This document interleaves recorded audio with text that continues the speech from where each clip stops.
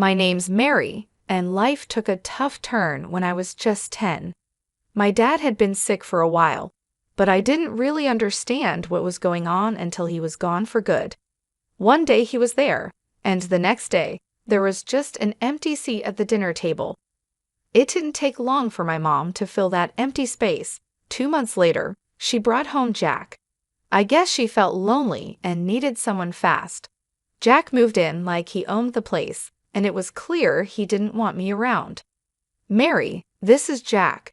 Jack, this is my daughter Mary. Mom introduced us the day he moved in. Jack looked at me coldly, like he'd rather be anywhere else. Hi, I managed to say, feeling shy but trying to be polite. Jack just nodded, not even smiling. He turned to Mom. Linda, can we talk about the living arrangements? I remember feeling a chill as they walked away, his hand on her shoulder. It didn't take long before I started feeling like an outsider in my own home. Jack had rules for everything and was always on my case. Don't leave your stuff in the living room. Eat faster. Don't make too much noise. It was nonstop. Mom just went along with whatever Jack said, her eyes looking empty or maybe just tired. One evening at dinner, things boiled over. I accidentally knocked over a glass of water, and it spilled towards Jack. Clumsy kid, can't you do anything right? Jack snapped, jumping up as the water splashed on his pants. Sorry, Jack, it was just an accident, I stammered, feeling my face heat up. Sorry doesn't clean up messes, Mary. Be more careful, he scolded, his voice louder than it needed to be. Mom just sat there, quietly dabbing her mouth with a napkin, not saying anything. I looked at her, hoping she would say something, anything, to stand up for me, but she stayed silent. I heard them arguing in their room. Jack's voice was loud and harsh. Linda, that kid of yours needs to shape up. I'm not going to live in chaos just because you're used to it. Mom's reply was soft, but I could catch bits of it. Jack, please, she's just a child. She's still adjusting. Adjusting? It's been months. I'm telling you, if things don't change, I didn't hear the rest, but I didn't need to.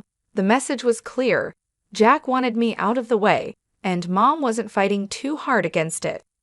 The next few months were just as hard. Jack's complaints were a daily thing, and Mom's silence grew heavier. I was walking on eggshells, trying not to make a sound, trying to disappear if I could, but you can't disappear in your own home, can you? Even a 10-year-old knows that much. Life at home got more complicated when Mom told us she was expecting. Jack already had a hard time tolerating me, and the news didn't exactly make him happy. He was silent for a long minute before he spoke, and when he did, his words were cold. Well, that's just great, Linda. Just what we needed, he said, his tone dripping with sarcasm. Mom just smiled, but it was a weak smile. It's a blessing, Jack. You'll see, a fresh start for us. I felt a mix of excitement and dread. A little brother or sister seemed like a dream, someone new to connect with, but with Jack's mood swings, I wasn't so sure. The months flew by, and the baby finally arrived. It was a girl, and they named her Lauren. I was thrilled. She was so tiny, and when I first saw her, all wrapped up in her pink blanket, my heart melted. I thought having Lauren around might make things better, even make Jack soften up a bit. Holding Lauren felt magical. She was so small, her tiny fingers grasping at nothing. Hey there, Lauren, I'm your big sister, Mary. I'm going to take good care of you, I whispered, promising silently to be there for her no matter what. But the magic didn't last. Bringing Lauren home changed things again. Jack became fussier than ever, especially about money. One night, about a week after Lauren came home, I overheard him talking to Mom in the kitchen. His voice was harsh, louder than it needed to be. More expenses, Linda. Diapers, formula, who knows what else. And what about Mary? She's not even mine, and I'm paying for her too. Mom's voice was a quiet murmur. Jack, please, she's just a child. We can manage, things will settle down. It's not just about managing Linda, it's about priorities. We need to think about our family now, our real family. I knew what that meant. I wasn't real family. The sting of those words hit me hard. I slid down the wall by my door, hugging my knees, trying not to cry. The final straw came when Jack sat us down in the living room one evening. His face was serious, and he avoided looking at me. Linda, we need to think about the future. Mary's getting older, and expenses are piling up. Maybe it's time she went to live with her Aunt Joyce. It felt like a punch in the gut. Being sent away, just like that. Mom finally spoke, looking at me with sad eyes. Mary, honey, it might not be so bad.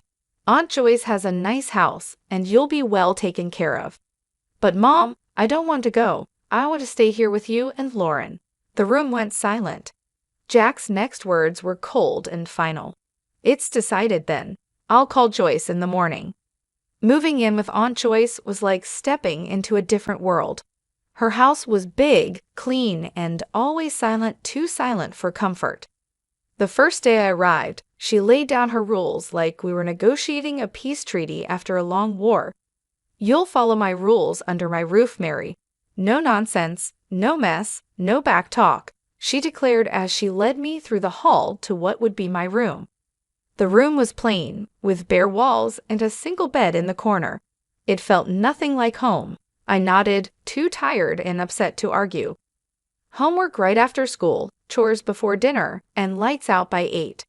I won't tolerate any laziness or sloppiness, you hear? Aunt Joyce continued, her voice firm.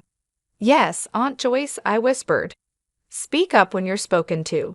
Let's have no mumbling here, she snapped. I quickly corrected my tone. Yes, Aunt Joyce, I understand. The days that followed blended into each other, each as strict and unforgiving as the last. Aunt Joyce was tougher than anyone I'd ever known. She had a way of making simple conversations feel like interrogations. Homework was a battlefield too. If I got a B instead of an A, Aunt Joyce had sharp words for me. You can do better than this. Your laziness won't fly here, she'd scold, even though I'd spent hours poring over books. The worst part was how she reminded me of my mom's decision to send me away. If I dared to talk back or ask for less criticism, she'd retort sharply, no wonder your mom sent you here. You need discipline. You obviously weren't getting it. Those words hurt. They always did. They made me feel unwanted, unloved, like I didn't belong anywhere. I was just another problem Mom solved by sending me away. Days turned into weeks and weeks into months. I learned to keep my head down, do what I was told, and only speak when necessary. Aunt Joyce had no patience for tears or complaints, and I didn't have the energy left to fight. It's for your own good, she'd often say after scolding me harshly, as if her sharp words were supposed to make me into someone better. I wasn't sure who that better person was supposed to be. All I knew was that I was getting really good being alone, at being quiet, and at not being a problem. Because in Aunt Joyce's house, not being a problem was the best thing you could be. Living with Aunt Joyce was suffocating, and I found myself missing my mom more each day, even though I knew she had let me go without much of a fight. One afternoon, the feeling of missing her got too strong to ignore. Aunt Joyce was out, probably at her bridge club, and I knew I had at least a couple of hours before she'd be back. Her phone was always left on the kitchen counter, charging next to the fruit bowl. It seemed like my only link back to my old life. I hesitated for a minute before I picked it up. Dialing my mom's number was like muscle memory. I hadn't forgotten it, and maybe I never would. My heart raced as I heard the phone ring once, twice, then I heard her voice. Hello? Mom, it's me, Mary. There was a pause, a breath, maybe. Then, Mary, why are you calling? I swallowed hard, my throat tight. I just wanted to hear your voice. Another pause, longer this time. Then she spoke, cold and hard. You shouldn't have called. But Mom. Mary, listen to me. You need to stop this. I can't have you calling me. But why? I miss you, Mom. I miss home. When can I come back? Her voice was flat, emotionless, like she was discussing the weather. You can't. That's done. Don't call here anymore. I couldn't believe what I was hearing. Mom, please. Just don't, Mary. There's nothing here for you. Goodbye. She hung up and the line went dead. The silence in the kitchen was overwhelming. I felt my hand shake as I put the phone back on the charger. The finality in her voice broke something in me. She didn't want me. She really didn't want me anymore. Tears blurred my vision as I stumbled to my room. I closed the door softly, not wanting to make any noise that might hint at my rebellion. I sat on the floor, my back against my bed, and let myself cry. The room felt smaller than ever, like a box slowly closing in on me. I heard the front door open and close, and Aunt Joyce's voice called out, "Mary, you better have finished your chores." "Yes, Aunt Joyce," I called back, quickly wiping my eyes with the back of my hand. I didn't want her to see any signs of weakness. Weakness wasn't allowed here. I went to the kitchen to help with dinner, acting like nothing had happened, but inside, I felt different, emptier, more alone. Mom's final words kept playing over and over in my head. That night, Aunt Joyce found the call log on her phone. Her face twisted into a scowl as she stormed into my room, her voice a harsh whisper that cut through the quiet. "So, you took my phone to call your mother. Thought you'd go behind my back." I froze, feeling the blood drain from my face. I just wanted to hear her voice. Aunt Joyce laughed, a harsh, grating sound. "And what did that get you, huh? She doesn't want you, Mary. Even you can't deny it now." Her words were like ice, and I felt them chill me to the bone. She grabbed my arm, her grip tight and painful. "No more phone, no more pity parties. You're here because she doesn't want you. Remember that." The punishment was severe, more chores, stricter rules, and the cold shoulder from Aunt Joyce, who made sure I felt just how unwanted I was every day after that. Aunt Joyce's house had become a prison, each day dragging on heavier than the last. It was clear I was nothing but a burden to her, a nuisance she put up with only because she had to. But even that thin thread of obligation snapped one chilly morning, a year into my stay. "You're packing your bags today, Mary," Aunt Joyce announced over breakfast, her voice stern and final. I stared at her, my spoon halfway in my mouth. "What? Why?" "Your mother stopped sending money." "No money, no reason to keep you here," she replied bluntly, sipping her coffee as if we were discussing something as trivial as the weather. I felt a cold dread settle in my stomach. "So what happens to me now?" She shrugged, a cold, dismissive gesture. "Not my problem. You can go live with your grandmother. If she won't take you, then it's the orphanage." The thought of going to an orphanage terrified me, but the mention of Grandma sparked a tiny flicker of hope. I hadn't seen her since I was little, barely remembered her, but surely she wouldn't turn me away. Packing my bags felt surreal, like it was happening to someone else. I was packing up my life at Aunt Joyce's, each item a reminder of the year I'd lost. Aunt Joyce drove me to Grandma's house, and the car ride was silent except for the hum of the engine. When we arrived, the house was smaller and cozier than Aunt Joyce's big, imposing place. Grandma was waiting at the door, her expression unreadable. "This is Mary, your granddaughter," Aunt Joyce said, not bothering with any pleasantries. "I can't keep her anymore. Linda stopped paying." Grandma looked me over, her eyes sharp but not unkind. "I see, come in, Mary." Aunt Joyce didn't stay long. With a brief nod, she left, her duty to me discarded as easily as she had gotten rid of me. Inside, Grandma's house was warm and filled with the scent of cinnamon and something sweet baking. It felt welcoming, a stark contrast to Aunt Joyce's cold, sterile environment. "You'll be staying in the guest room. I suppose we'll need to sort out some more permanent arrangements," Grandma said as she led me down the hall. The guest room was small, with a window overlooking the garden. It felt safe, a feeling I hadn't associated with a place in a long time. "Thank you, Grandma," I said quietly, still unsure of my welcome. She nodded. "We're family, Mary. You belong here more than anywhere else." Over the next few weeks, I adjusted to life with Grandma. It was different. She was strict, but there was a kindness to her rules, a gentleness in her reprimands. You need to do your chores, Mary. Everyone contributes here, she would remind me, but her tone was patient, not harsh. Yes, Grandma, I would respond, grateful for her fair approach.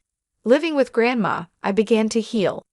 I found comfort in the quiet routine of our days, the peaceful nights, and the steady rhythm of life that was so different from the chaos with Aunt Joyce.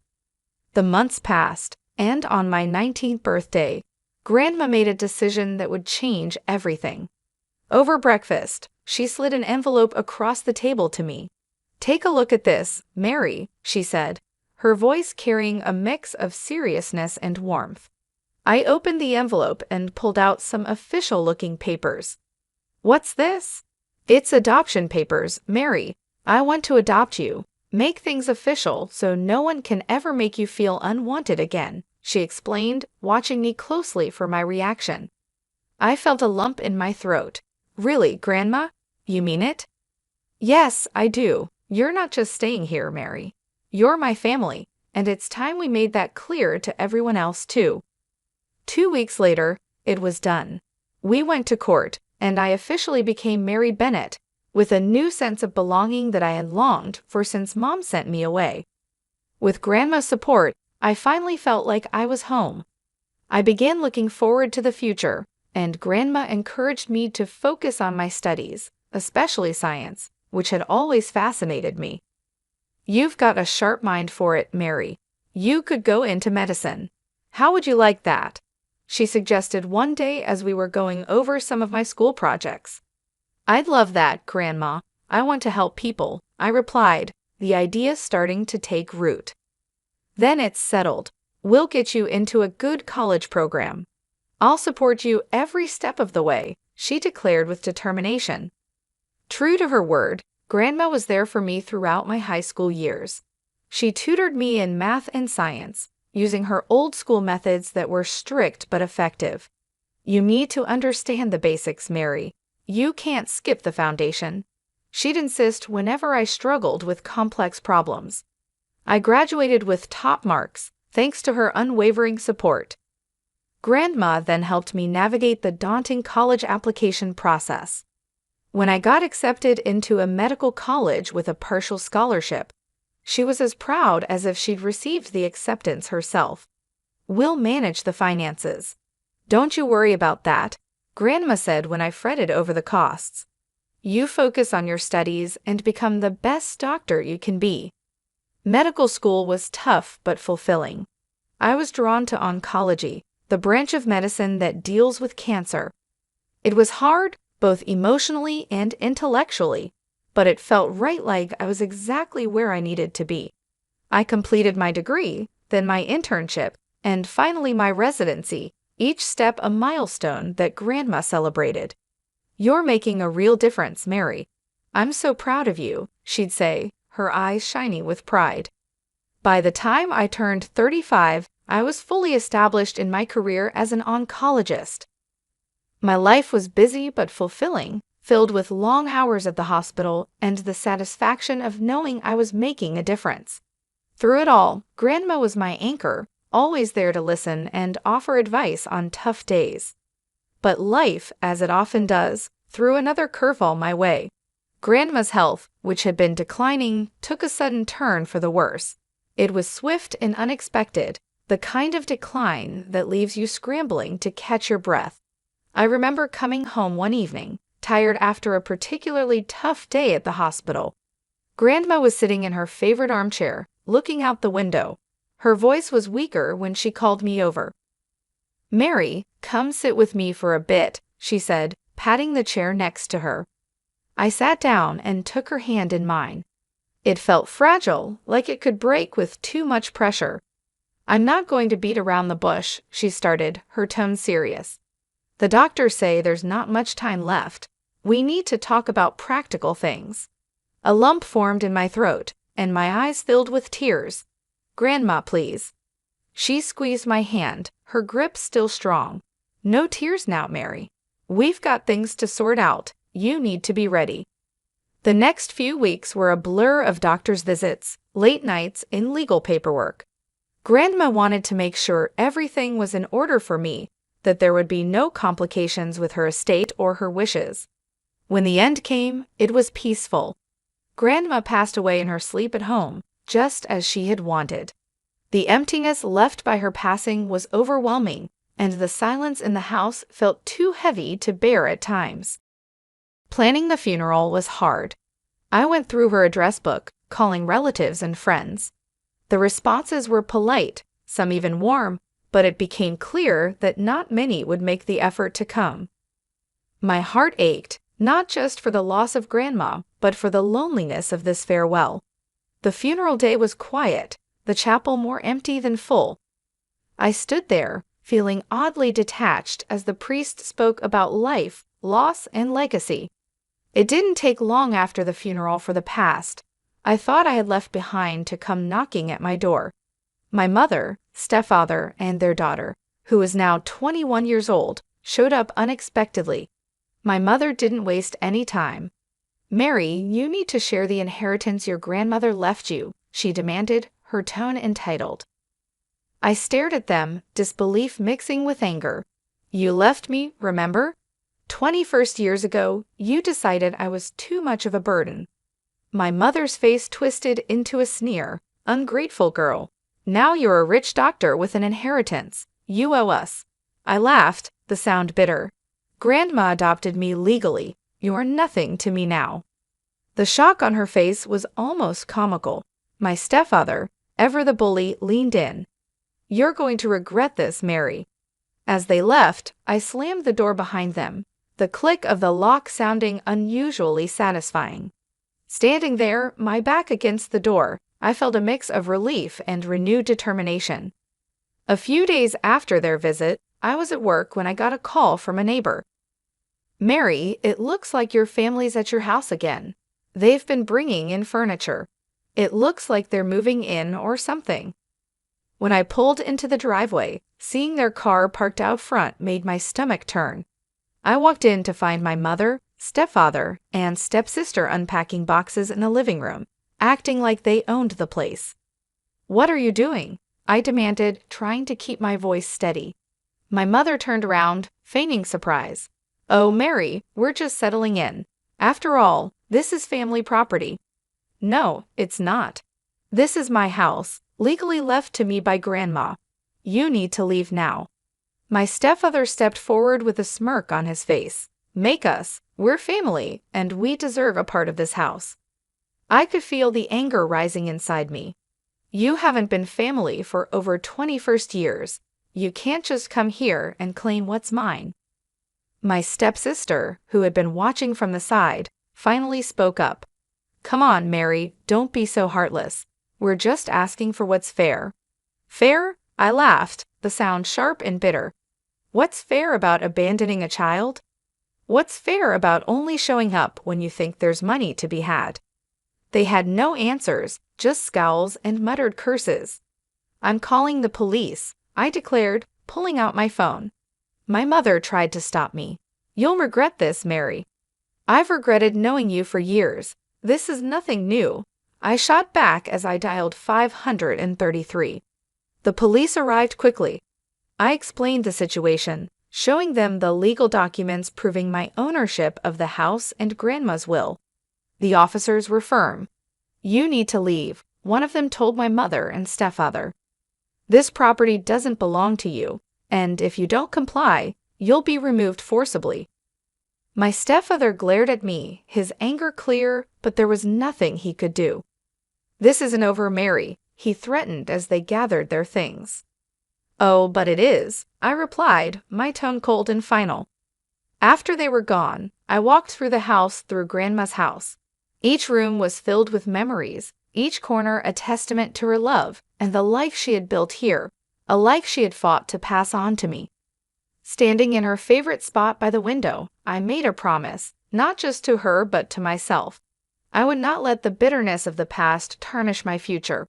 I had fought hard to become who I was, and I would continue to fight to honor her legacy and the sacrifices she had made for me.